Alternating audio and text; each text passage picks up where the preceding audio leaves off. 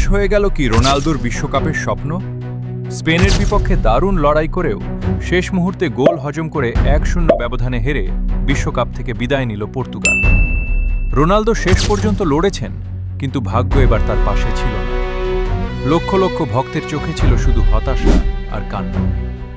ফুটবলে হারজিত থাকবেই, কিন্তু কিংবদন্তির গল্প কখনো শেষ হয় না। ধন্যবাদ রোনালদো, তুমি কোটি ভক্তের হৃদয়ে সবসময় বেঁচে থাকবে।